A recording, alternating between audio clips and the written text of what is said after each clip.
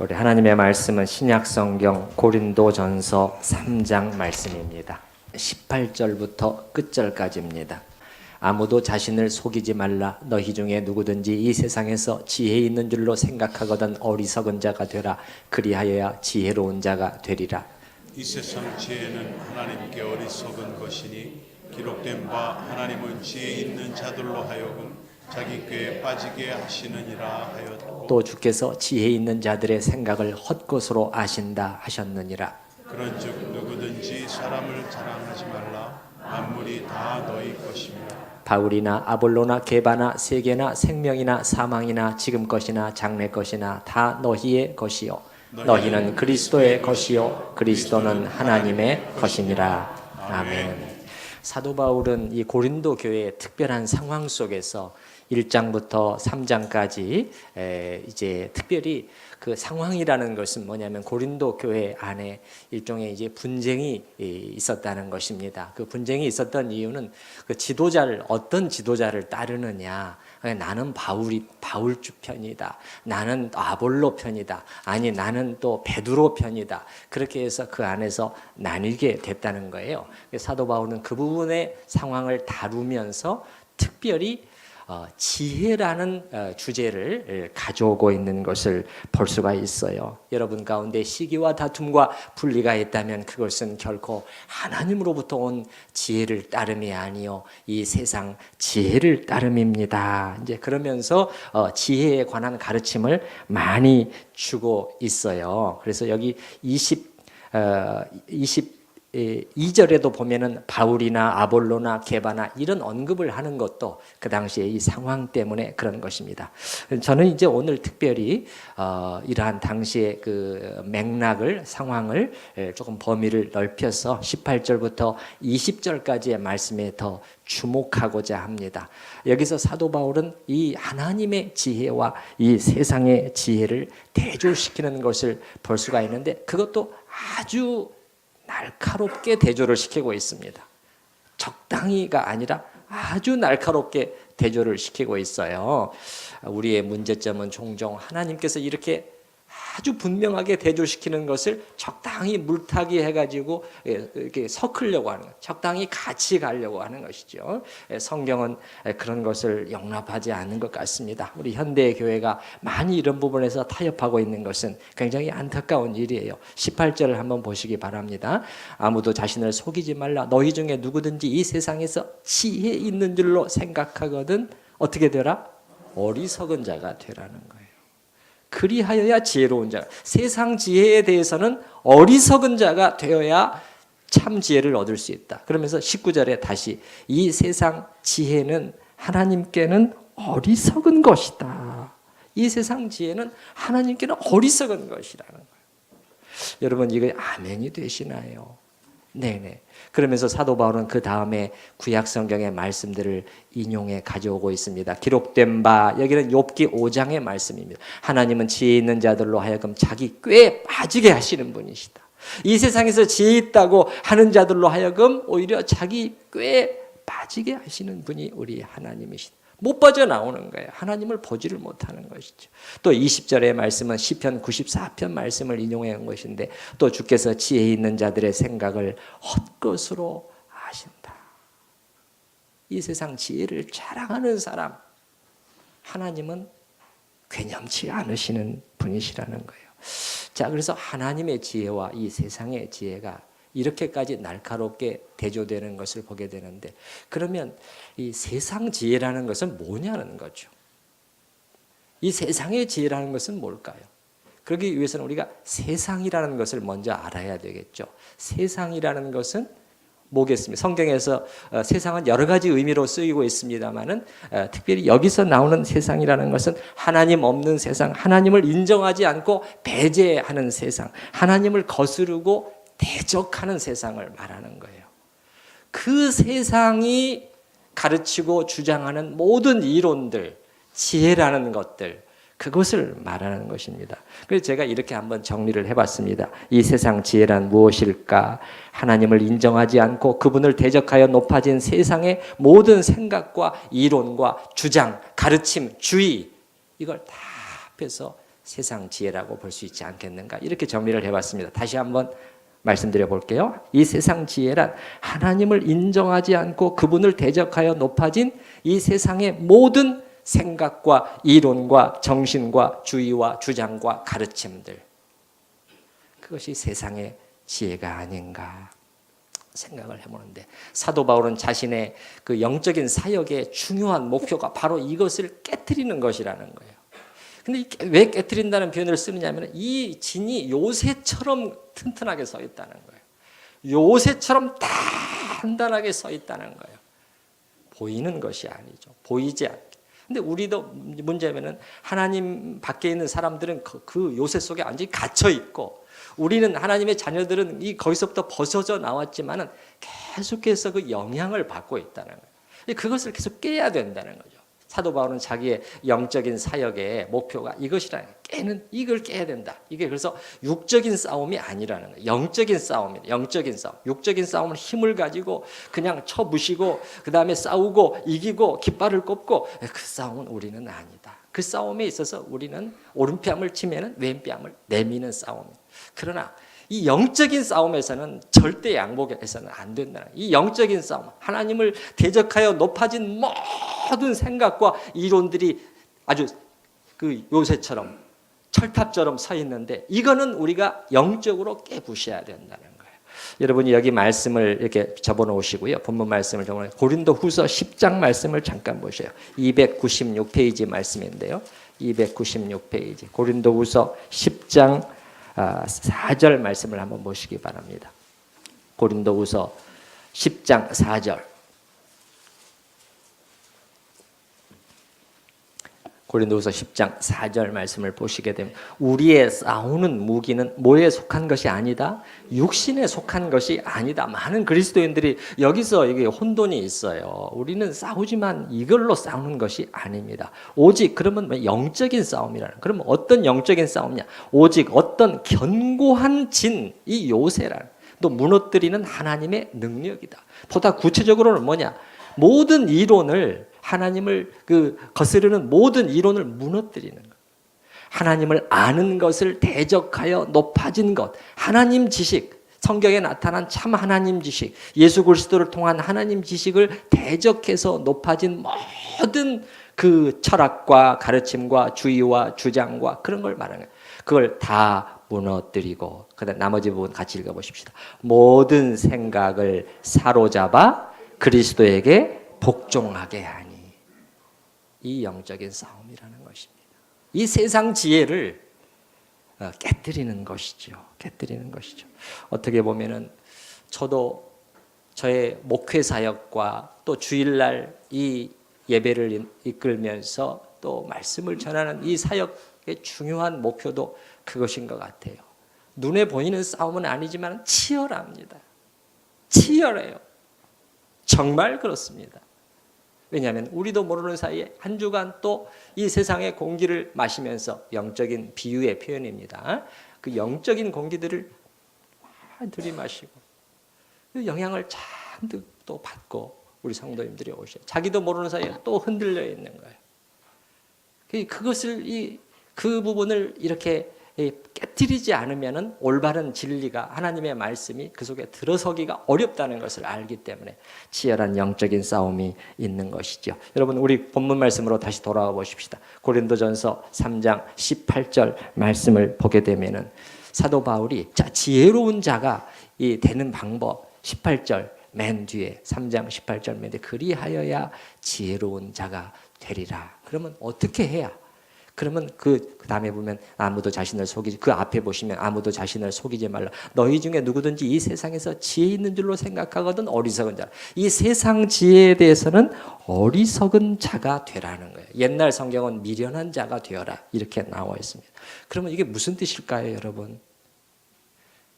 어리석은 자가 되라. 이 세상 지혜에 대해서는 어리석은 사람이 되라고 성경은 우리에게 권하고 계시는데, 이런 것일까요? 나는 미련한 자입니다. 나는 그냥 바보같이 살겠습니다. 그런 뜻은 아니겠죠. 그러면 뭘까요? 이 세상의 지혜가 아니라 모든 일에 하나님을 인정하고 그분의 가르침 속에 최고의 지혜와 지식이 진리가 담겨 있다는 것을 내 마음속에 딱 세우는 것이죠. 딱 세워야 됩니다. 그렇지 않으면 언제든지 요동하게 돼 있거든요. 다른 말로 하면 누구의 판단을 믿을 것이냐의 문제인 것 같아요. 결국 하나님의 판단을 믿을 것이냐, 하나님의 선언을 믿을 것이냐, 아니면은 나의 세상의 지혜에 그동안에 잔뜩 영향을 받은 그런 나의 선입견과 나의 가치관과 나의 판단을 더 믿고 따를 것이냐 하는 문제인 것이지요. 그래서 여기서 어리석은 자가 되라 이 말은 뭐냐면은 이 세상의 그 지혜를 영향을 받은 나의 판단에 대해서는 어리석은 자가 되라는 거예요. 그리고 하나님의 판단에 대해서는 아멘, 예스 하라는 것입니다. 그렇게 되면은 자꾸 그것을 연습을 하면 점점 우리는 어떤 사람이 되는 거예요? 지혜로운 사람이 되게 된다. 점점 지혜로운 사람이 되게 된다는 것이죠. 이것이 생각보다 쉽지는 않은 것 같습니다. 이렇게 하는 것이 우리는 그 아성 속에 너무나 오랫동안 살아왔고 그리고 지금도 직접적 간접적으로 여러 가지 영향을 받고 있기 때문에 사고의 틀이 자꾸만 그쪽으로 굳어져 있습니다. 또 돌아가곤 하는 것을 발견을 해요.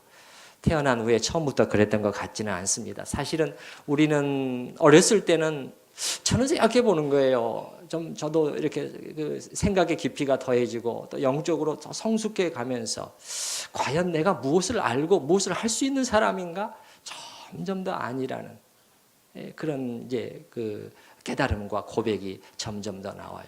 근데 어렸을 때는 그렇게 생각했던 것 같아요. 어렸을 때는 내가 무언가를 할 수 있다고 생각하지 않았어요. 나의 무지함과 능력이 없다는 것을 다 알고 있었죠. 뼈저리게 알고 있죠.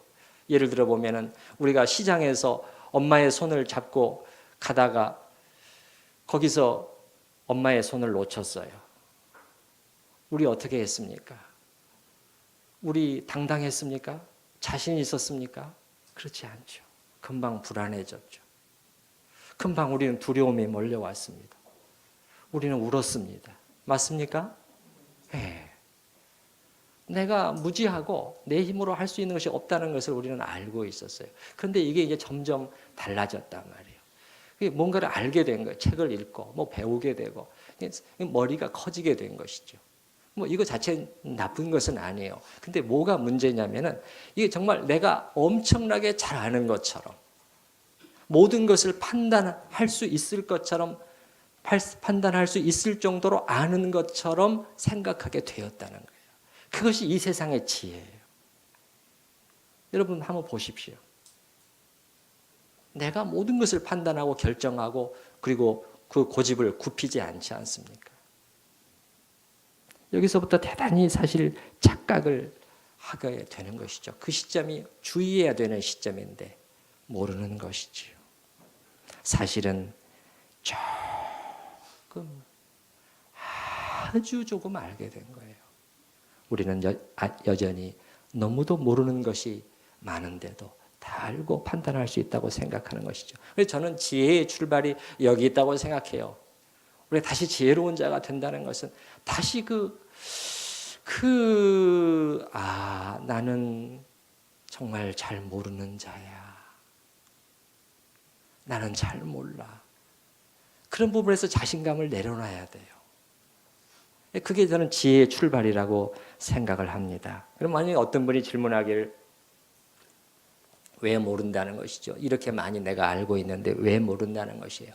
길게 말씀드릴 시간은 없지만 우리가 가진 지식은 두 가지 면에서 그 한계점 내지 문제를 지니고 있어요. 첫 번째는 그 분량과 지식의 분량과 깊이에 있어서 우리는 절대적인 한계점을 가지고 있고요. 두 번째는 뭐냐면은 그 죄로 오염되어 버림으로써 우리의 이 지식이 크게 뒤틀려 버리게 돼서 올바른 판단력을 잃게 되었다고 성경은 말하고 있다는 것이죠. 첫 번째, 우리의 지식의 절대적인 분량도 사실은 너무너무 미미한 거예요. 너무너무 미미한 거예요. 우리가 많이 아는 것 같지만은 여러분, 이 거대한, 우리가 살고 있는 이 거대한 우주 하나만 생각을 하더라도 마찬가지 아니겠습니까? 너무너무 커서 어떻게 이 단위가 달라요, 단위가. 뭐 은하계 하나에서, 은하계 이쪽에서 이쪽까지 10만 광년이 걸린대. 10만 광년이 어떻게 되는 숫자죠? 빛이 똑딱 하는데 30만 킬로미터를 간다는 거예요. 지구를 7바퀴를 도는 그 빛으로 1년 동안 계속 달리면 그게 1광년이라는 거예요. 근데 그게 10만 광년이라는 겁니다. 근데 그러한 은하계가, 그러한 갤럭시 성운이 얼마나 우주에는 있는지, 얼마나 될까요? 10,000개, 10만 개, 100만 개, 1000만 개, 1억 개, 100억 개, 1000억 개, 그것도 더 넘는다고 하고, 그것도 지금 우리가 알고 있는 이 우주는 실제 우주의 극히 일부에 불과할지도 모른다. 여러분, 우리가 단위가 너무 커지게, 진짜 큰 거는 단위가 감이 안 옵니다. 돈도 말이죠. 뭐 1,000만 원, 100억 원, 200억 원 그러면은 감이 오지만은 뭐 조, 경 이렇게 표시해 버리면 이제 감이 안 와요. 너무나 크니까요. 그게 광대한 하나님의 세계라는 것이죠. 과학이 좀 발달하면서 우리는 마치 모든 것을 다 알게 된 것처럼 큰 소리를 치지만 사실은 한 걸음 내디딘 것이라는 것이 뛰어난 그 선각자들은 그런 것을 얘기를 해요. 토마스 칼라일 같은 경우는 이 놀라운 과학의 발전에도 불구하고 우리가 살고 있는 세계는 여전히 신비로운 세계라는 거예요. 여전히 기적에 가득 차 있는 세계라는 거예요. 매일같이 해가 뜨고 지고 밤하늘에 별들이 빛나고 바람이 불고 물이 흐르고 꽃이 피고 열매를 맺고 이 모든 세계는 말할 수 없는 미러클이라는 거예요. 미러클. 근데 우리가 그걸 보지를 못하는 것이죠. 그리고 지식의 분량에서뿐만 아니라 지식의 깊이와 이 정확성에 있어서도 우리는 한계점을 지니고 있죠. 우리가 무엇을 안다고, 우리가 무엇인가를 안다고 했을 때 사실은 우리는 어떻게 아는 거예요? 본질은 모르는 것입니다. 뭘 하는 거죠? 우리가 알고 있는 지식이라는 것은 관찰과 분석을 통해서 그것을 어떻게 이용할 것인지를 알 뿐이에요. 본질은 모릅니다. 정말 네가 그것을 아느냐? 뭐 하나 물어보고 점점 파고들게 되면 우리는 처음에는 안다고 말할 수 있겠지만 점점 더 입을 다물 수밖에 없게 되는 거예요. 그래서 제가 전에 일본의 여류 작가 사노 요코의 글을 인용해 드렸잖아요. 그분이 남기고 간 짤막한 글. 나는 아무것도 모른다. 꽃 한 송이의 생명조차 이해할 수 없다. 우리는 꽃 한 송이를 알고 있다고 하는데 그분은 나는 내가 모른다는 것을 깨달았다는 본질적인 지식을, 진짜 지식을 말하는 것이죠. 다만 아는 것이라고는 나 자신조차 파악하지 못한 채 죽는다는 사실이다. 나도 모르고 간다는 거예요. 여러분 자신을 잘 아시나요? 사람이라는 존재를 알 수 있어요. 안으로 파고 들어가면 들어갈수록 이 오묘하고 신비로운 이 창조물. 그래서 우리가 가진 지식 자체가 한계점을 지니고 있을 뿐만 아니라 두 번째로 성경은 더 심각한 문제는 이 지식이 죄가 들어오면서 오염이 되어버렸다. 오염이 되면서 이 정확한 이해와 판단이 불가능하게 되었다는 것입니다. 다 뒤틀려 버렸다는 거예요. 우리의 지식이 뒤틀리게 되고 우리의 감정이 왜곡되게 되고요. 우리의 의지가 다시 또 그렇게 되고 모든 것이 엉망진창이 되어버렸다. 성경은 이 죄의 영향력이 인간에게만 그친 것이 아니라 온 자연세계까지 충격을 가져왔다. 그렇게 말을 하고 있어요. 제가 오래전에 신앙을 가질 때쯤에서 톨스토이의 책을 읽은 기억이 있는데 너무 오래돼서 제가 무슨 책이었는지 기억도 잘 나지 않지만 그러나 이 부분은 정확히 기억을 하고 있어요. 톨스토이도 깊은 갈등을 하다가 결국 기독교 신앙을 귀의하게 된 사람인데, 자기가 자기의 그 경험을 이렇게 얘기하는데, 만약에 한 정신병자가 있다는, 여기 정신병자, 정신이 온전한 사람이면 괜찮은데 정신이 이상한 사람이 자기 혼자 창고 안에 앉아서 바깥 세상에 돌아가는 모든 일을 판단하고 결론을 내린다고 가정해보자. 그럼 그 사람이 내린 그 결론이 과연 우리는 신뢰할 수 있느냐? 그 사람 자신이 엉망이기, 그 사람 자신이 잘못되어 있기 때문에 그가 내린 판단과 모든 결론은 다 신뢰할 수가 없게 된다는 것이죠. 저는 그 말을 들으면서 저도 기독교 신앙, 예수를 믿을 것인가 말 것인가, 성경이 어떤 때는 진짜인 것 같기도 하고 어떤 때는 또 의심스럽기도 하고, 그런데 제가 많은 도움을 받았어요. 과연 나의 이 생각, 나의 결론을 이렇게 내린다고 이쪽이 맞고 저렇게 내린다고 저쪽이 맞겠느냐는 거예요. 아니라는 것을 알게 됐어요. 아니라는 것을 알게 됐어요. 죄가 그렇게 만들었다고 성경은 말하는 것이죠. 그래서 저는 복음을 전할 때 그런 설명도 해요. 복음을 전한 선생님이 이제 말은 이렇게 공손하게 하지만은 내용은 정확하게 전하죠. 선생님은 죄 때문에 성경은 모든 판단력이 흐려지고 왜곡되고 뒤틀려서 절대 바른 판단을 할 수 없다고 성경은 말하고 있습니다. 그러므로 당신의 판단을 절대 신뢰해서는 안 됩니다 라고 말하는 거죠. 마치 뭐와 같은 것이냐, 자로 길이를 재서 정확한 길이가 나오게 되는데, 자가 늘어났다 줄어들었다 고무줄처럼 이런 자로 어떻게 길이를 잴 수 있겠느냐는, 그것이 죄로 뒤틀린 우리 인간의 상태라는 거예요.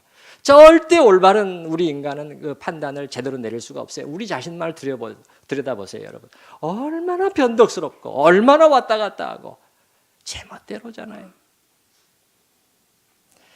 그래서 사실은 정확히 말할진데 우리는 잘 모르는데, 성경은 그래서 어리석은 자가 되어라, 이 세상의 지혜에 대해서는 그래야 지혜로운 자가 되리라, 그렇게 말씀하시는데 이거 어렵고요.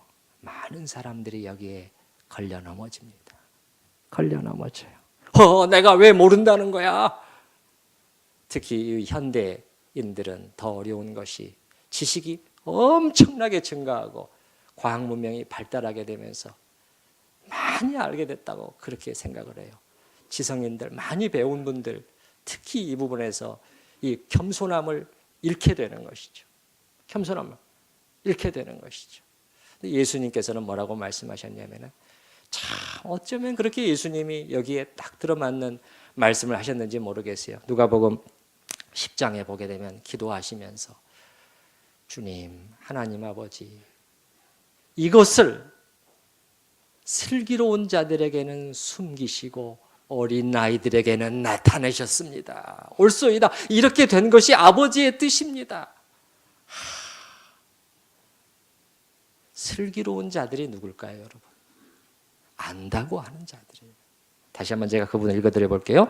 누가복음 10장 21절 말씀. 그때 예수께서 성령으로 기뻐하시며 이르시되, 천지의 주제이신 아버지여, 이것을 지혜롭고 슬기 있는 자들에게는 숨기시고 안다고 하는 자들에게 하나님께서 숨겨버리시고, 그 다음에 어린 아이들에게는 나타내심을 감사하는. 그럼 어린 아이들은 누굴까요? 어떻게 말하냐? 주님, 사실 저는 잘 모르겠습니다. 저 자신이 혼돈 속에 있는 것을 솔직하게 고백합니다. 당신이 하십니다. 당신이 하십니다. 계시의 말씀에 자기의 판단을 갖다가 맞추는 사람들이죠. 그들에게는 나타내심을 감사하나이다. 옳소이다. 이렇게 된 것이 아버지의 뜻이니이다. 그 다음에 조금만 더 읽어드려 볼게요. 내 아버지께서 모든 것을 내게 주셨으니 아버지 외에는 아들이 누구인지 아는 자가 없고, 아들과 또 아들의 소원대로 계시를 받는 자 외에는 아버지가 누구인지 아는 자가 없나이다. 그렇지만 세상적으로, 지식적으로 많이 배웠어도 어린아이의 길을 택한 사람들이 늘 있어요. 그들에게는 하나님은 기쁘게 보여주십니다. 기쁘게 보여주세요. 한동대학교를 설립한 총장님이 미국에서 공부를 마치고 나사의 연구원으로 취업이 돼서 하는데 한 동료가 성경 공부반으로 인도를 하더라는 겁니다. 그래서 자기가 깜짝 놀랐다는 거예요.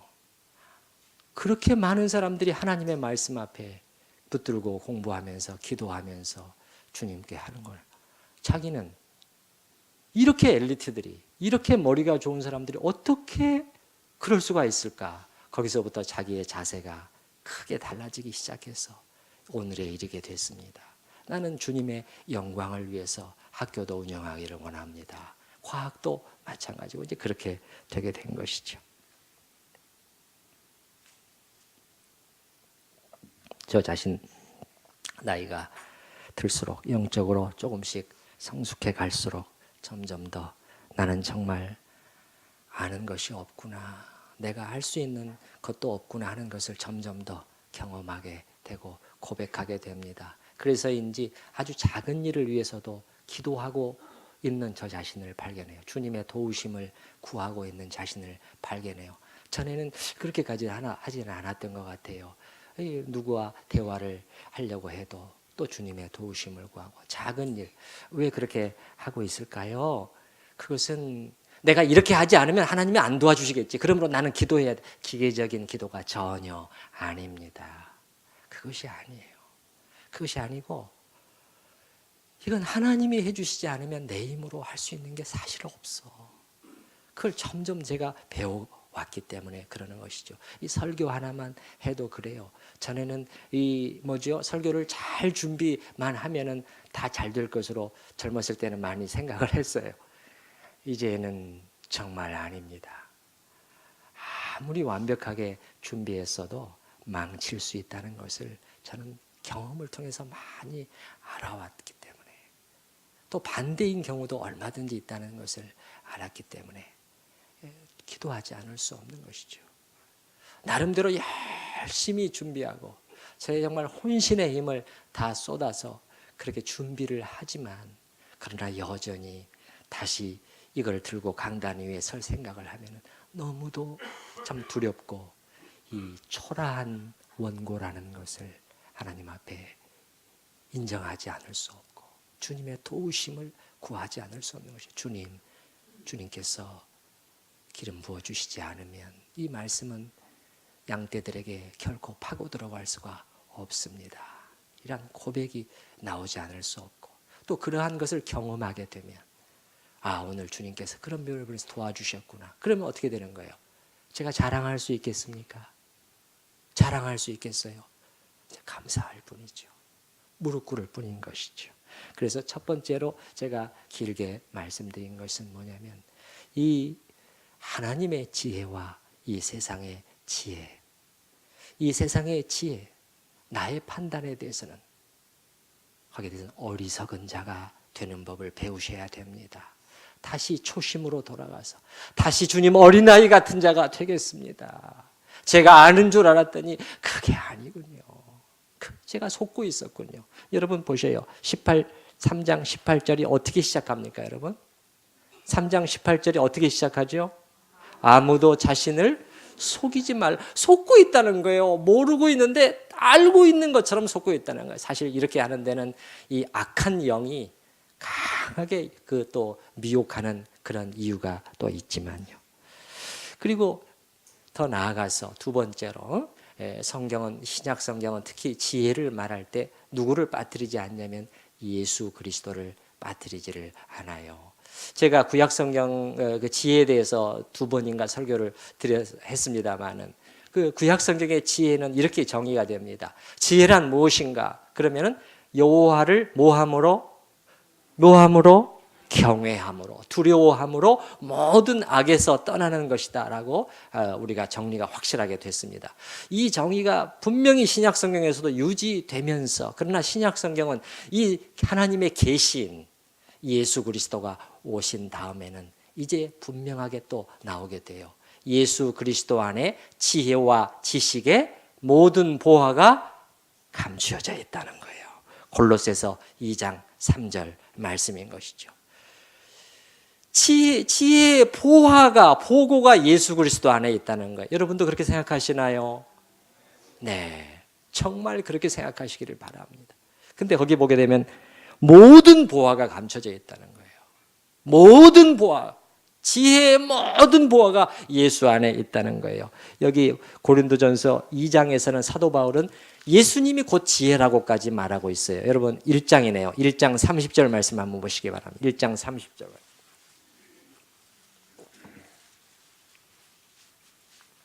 1장 30절 말씀 보시게 되면 너희는 하나님으로부터 나서 그리스도 예수 안에 있고 예수는 하나님으로부터 나와서 우리에게 네 가지가 되셨다고 말하고, 첫 번째는 뭐죠? 지혜, 두 번째는 의로움이 되시고, 세 번째는 거룩함이 되시고, 네 번째 구원함이 되셨다는 것입니다. 예수가 우리의 지혜요 의요 거룩이라는 거예요. 그래서 사도 바울은 이제 어떤 결론을 내리냐면 자기가 한 가지 결정을 했다는 거예요.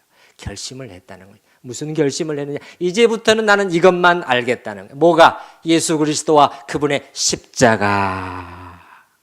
난 그것만 알겠다는 거예요. 그것만 알겠다. 그게 2장 2절이죠. 2장 2절 말씀 같이 읽어보십시다.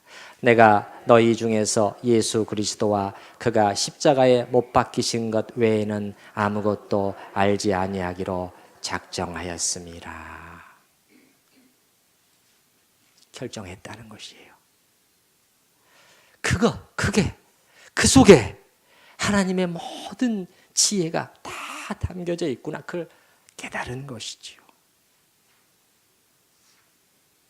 그러면 이 말은 무슨 말일까? 예수 그리스도와 그가 십자가에 못 박히신 것 외에는 아무것도 알지 않고, 그럼 이런 것일까요? 내가 입만 열면 예수 십자가 그 말만 하고 다른 말은 말하지 않고 그 다른 거는 생각하지도 않겠다, 그 말일까요? 그것은 아니겠죠. 뭐겠어요? 인간의 이 세계의 모든 문제에 대한 키가 이 예수 그리스도와 그분의 구속의 십자가 안에 담겨 있구나 하는 것을 알게 된 것이죠. 다른 말로 풀면은 하나님을 떠난, 조금 전에 말씀드렸지만 죄의 문제를 떠나서 인간과 이 세계를 설명할 수 있는 방법이 없다는 것이 성경의 결론인데, 이 세상 지혜는 어떻게 해요? 요거 빼려고 하는 거예요. 죄를 얘기하냐, 싫어해요. 그리고서 지혜를 얘기하려고 해요. 이 세상 지혜는 예수 그리스도를 강력하게 거부하는 것이죠. 그게 뭐야, 비웃는 것이죠. 그 캐캐 묵은 거 미련해 보이는 것이죠. 그게 아니라는 거예요. 죄로 하나님을 떠난 이 인간의 문제에서 온 세상의 문제가 생겼고, 하나님은 그 위대한 구속의 사역을 예수 그리스도를 통해서 이루셨다 하는 것이 성경의 한결같은 증거인 것이지요. 세상한테는 이게 어리석어 보인다는 거예요. 어리석어 보인다는 거예요. 절대 지혜롭게 보이지 않는다는 거예요. 여러분 2장 고린도전서 2장 6절부터 한번 보시기 바랍니다. 1장 21절 한번 보시기. 1장 21절에 보면은 1장 21절 같이 읽어보십니다. 하나님의 지혜에 있어서는 이 세상이 자기 지혜로 하나님을 알지 못하므로 하나님께서 전도에 미련한 것으로 믿는 자들을 구원하시기를 기뻐하셨다. 사람의 눈으로 보기에는 복음의 내용, 예수 그리스도, 십자가, 영생, 복음 전도 다 미련하게 보여요. 세상의 지혜로는 절대 볼 수가 없다는 것입니다. 그럼 어떻게 되느냐? 무릎을 꿇는 수밖에 없는 거예요. 거기서 머리로 따지고 들어간다고 해서 오리무중에 빠지게 돼 있다는 거예요. 무릎을 꿇어야 되는 거예요. 주님, 저는 모릅니다. 저는 점점 더 혼란 속에, 혼돈 속으로 빠져들고 있습니다. 이제는 더 이상 이렇게 하지 않겠습니다. 무릎을 꿇는 자에게 하나님은 보이시는 거죠. 그래서 이 세상의 눈에는 절대 하나님의 지혜가 보이지 않았는데 예수 그리스도를 통해서 밝게 드러나다. 2장 6절부터 보시게 되면 예수 그리스도를 통한 하나님의 지혜를 말하고 있잖아요. 구속에 담긴 지혜. 그러나 2장 6절 그러나 우리가 온전한 자들 중에서는 지혜를 말하노니 이는 이 세상의 지혜가 아니요 또 이 세상에서 없어질 통치자들의 지혜도 아니요 오직 은밀한 가운데 있는 하나님의 지혜를 말하는 것은, 은밀하다는 것은 그게 감추어져 있었는데 예수 그리스도를 통해서 밝히 계시되었다는 거예요. 곧 감추어졌던 것인데 하나님이 우리의 영광을 위하여 만세전에 미리 정하신 것이라. 8절 말씀 같이 읽어보십시다. 이 지혜는 이 세대의 통치자들이 한 사람도 알지 못하였나니 만일 알았더라면 영광의 주를 십자가에 못 박지 아니하였으리라. 하나님의 지혜, 그리스도 안에 담겨진 지혜를 몰랐던 것이지요. 지혜라는 것을 신학적으로 이렇게 정의합니다. 하나님의 속성 지혜를 말할 때 어떤 목적을 이루기 위해서 최선의 수단을 동원할 수 있는 능력을 지혜라고 해요. 하나님은 목적을 가지고 계실 뿐만 아니라 그 목적, 구속의 목적, 구원의 목적을 이루기 위해서 가장 좋은 길이 무엇인가를 하나님은 선택하시고 그 진행하실 수 있는 능력을 가지고 계시다. 이것이 하나님의 무한한 지혜라는 거예요. 근데 우리 눈에 보기에는 그게 뭔가 좀 석연치 않아 보이고 이상해 보이고 현명해 보이지 않고 그렇게 하지만 그것이 하나님의 지혜다, 그렇게 말하는 것이죠. 그런데 우리 자신도 영적인 우리가 하나님 앞에 겸손함과 겸손한 자세로 주의 계시의 말씀을 묵상하고 주님의 세계를 점점 우리가 알아가게 되면은 점점 더 고개가 끄덕여지게 되는 것이죠. 그렇구나. 이게 하나님의 방법이었구나. 어떻게 그 하나님의 아들이 세상에 오셔서 자신이 가진 하늘과 땅의 모든 권세를 가지시고도 그 힘을 하나도 사용하지 않으시고 그렇게 비효율적인 것만 같은 방법, 자신의 모든 것을 내어주시는 사랑의 싸움을 싸우셔야 했는가? 정치적으로 굴복시키는 것이 아니라 왜 그분이 그렇게 십자가에 힘없이 매달리셔야 됐는가? 점점 우리가 깨닫게 되는 것이죠. 주님 고개가 끄덕여지는 것이죠. 우리 안에서 찬양이 나오고 감사가 나오고 경배로 주님 앞에 엎드리게 되는 것이죠. 구원의 계획, 구원 속에 담겨진 하나님의 지혜, 그 구원의 은혜를 인하여 하나님께 무릎 꿇고 예배하게 되는 것이죠. 그래서 요한계시록에 보게 되면은 천상에서 드려질 성도들과 그 천사들의 예배 속에는 그 어린 양을 통한 구원, 그 속에 담겨진 하나님의 지혜와 능력을 찬양하는 내용들이 나와 있어요. 나중에 시간이 되시면 요한계시록 7장 10절, 12절 그런 부분을 읽어보시기 바랍니다. 사도 바울도 마찬가지였던 것 같아요. 사도 바울은 하나님의 구원의 계획을 쫙 로마서에서 파고 들어가게 되는데 이스라엘의 구원과 이방인의 구원과 이런 하나님의 계획을 쫙 파고 들어가는데 어느 순간 손을 듭니다. 항복이죠. 항복. 그러면서 뭐라고 외치죠? 로마서 11장에서 깊도다 하나님의 지혜와 지식에 부요함이요. 그의 판단은 측량치 못할 것이며 그의 길은 찾지 못할 것이로다. 누가 주의 마음을 알았느냐? 누가 그의 모사가 되었느냐? 모사라는 상담자를 말하는 거예요. 누가 주께 먼저 드려 갚으심을 받겠느냐? 이는 만물이 주에게서 나오고 주로 말미암고 주에게로 돌아감이라. 영광이 그에게 세세 있으리로다. 하나님의 지혜를, 그리스도 안에 있는 지혜를 보게 된 것이죠. 그래서 그리스도가 하나님의 모든 지혜가 되신다는 것은 이러한 그리스도를 통한 구속의 그 속에 나타난 하나님의 지혜를 말하는 것이고, 또 하나 더 나아가서 우리가 적용해 본다면 이제 그런 부분도 같이 있을 것 같아요. 그 그리스도를 계속해서 우리가 묵상하고 그분이 태초부터 계셨던 성자 하나님이 이 땅에 오심부터 생각해서 이 땅에서 그분이 살았던 모든 삶들을 우리 마음속에 계속해서 생각해 보면서 오로지 하나님의 영광을 위해서 사셨던 그분, 바리새인과 그 종교 서기관들은 이걸 이해를 못했어요. 왜냐하면 그들의 속에서는 짙은 이기심이 그들 속에 있었기 때문에 하나님을 말했지만 늘 자기들을 위해서예요. 근데 예수님은 이게 완전히 비워져 버렸거든요. 통째로 아버지의 영광. 이해가 안 되는 것이죠. 그런 삶을. 그리고 자기를 부인하고 기꺼이 아버지의 뜻을 이루기 위해 십자가로 가신 그분의 삶을 계속 우리가 묵상해 보면서 그분의 인격과 정신을 배우고 그 길을 따라가려고 하는 것, 이것이 지혜를 배울 수 있는, 지혜를 얻을 수 있는 길이라는 것이지요. 그래서 그걸 깨닫게 되는 것이죠. 주님의 정신과 인격을 배우고 그것을 호흡하고 그것을 늘 먹고 마시고 그것을 내 가슴 속에 새기고 오늘 또 다시 한번 그걸 다짐하고 또 넘어지지만 다시 일어서고 다시 기도하고 그것을 위해서 그 길을 따라가는 것이야말로 가장 인간답게 사는 게 가장 가치 있게 가장 아름답게 사는 가장 행복하게 사는 삶이구나. 다른 말로 하면은 가장 지혜롭게 가장 잘 사는 인생이구나 하는 것을 깨닫는 사람. 제가 생각할 때 그래서 사도 바울이 오늘 우리 속에 있다면 이렇게 말할 것도 같아요. 그리스도 안에 지혜와 지식의 모든 보화가 감추어 있음을 깨달은 사람은 복이 있도다.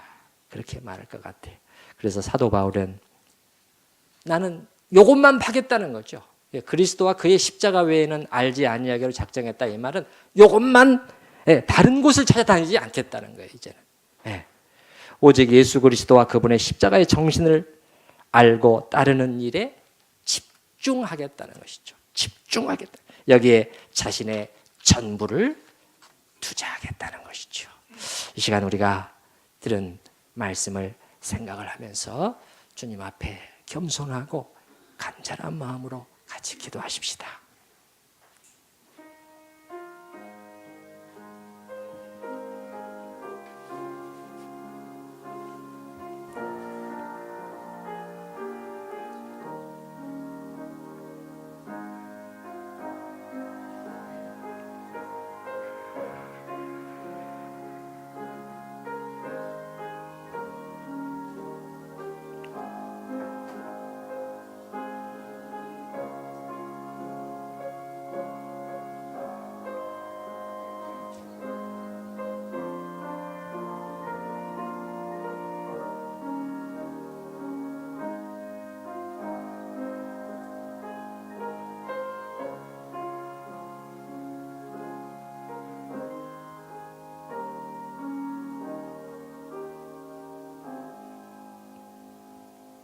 천지의 주제이신 아버지여, 이것을 지혜롭고 슬기로운 자들에게는 숨기시고 어린 아이들에게는 나타내셨습니다. 주님, 그리고 주님은 말씀을 통해 우리에게 가르쳐 주십니다. 이 세상 지혜에 대해서 어리석은 자가 되지 아니하면, 자기의 고집과 판단을 내려놓지 아니하면, 하나님 앞에 겸손하게 주님의 판단, 말씀 속에 나타난 판단 앞에 무릎 꿇지 아니하면 너는 점점 더 지혜를 잃게 될 것이고 점점 더 보지 못하게 될 것이고 점점 더 오리무중에 빠질 것이라고 말씀하십니다. 그러나 그러한 세상의 지혜에 대해서 하나님을 향하여 높아진 모든 것들을 내려놓고 포기하고 주님의 말씀 앞에 어린아이처럼 무릎 꿇을 때 거기서 비로소 지혜의 키가, 그 키로 지혜를 여는 문을, 그 문을 열 수 있다는 것, 거기서부터 지혜로운 삶이 시작된다는 것을 가르쳐 주시니 감사드립니다. 아버지 하나님 도와주시옵소서. 아버지 하나님 도와주시옵소서. 이 세상에 높아진 지혜에 현혹되지 않도록 하여 주시고 우리가 택한 이 믿음의 길을 잘 완주할 수 있도록 붙들어 주시옵소서. 또한 예수 그리스도 안에 지혜와 지식의 모든 보화가 감춰 있다고 가르쳐 주셨사오니 우리도 사도 바울처럼 바로 여기에 집중할 수 있기를 원합니다. 주님, 이 구속의 계획, 세상은 우습게 보고 조롱하는 그리스도 안에 있는 구원의 계획, 이 속에 담겨진 하나님의 지혜를 찬양하며 그리고 그 그리스도를 깊이 깊이 생각하며 주님이 가신 길을 다시 한번 마음에 새기며 주님, 그것이 진정한 지혜로운 길이라는 것을, 이 세상은 비웃고 그것은 어리석은 길이요, 그것은 바보 같은 길이요, 그것은 손해보는 길이요, 그것은 잃어버리는 길이라고 말할지 모르지만 주님은 목숨을 버리는 자가 살 것이라고 말씀해 주셨사오니 주님, 이 진정한 역설의 지혜를 잘 깨닫고 나가는 우리 모든 성도들이 될 수 있도록 은혜 가운데 붙들어 주시옵소서. 예수님의 이름으로 기도드립니다. 아멘.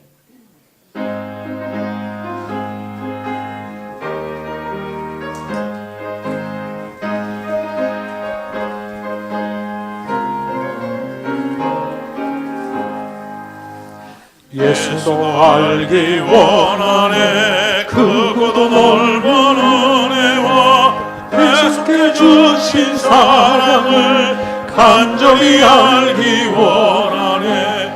내 평생의 소원, 내 평생의 소원, 계속해 주신 사랑을 간절히 알기 원하네.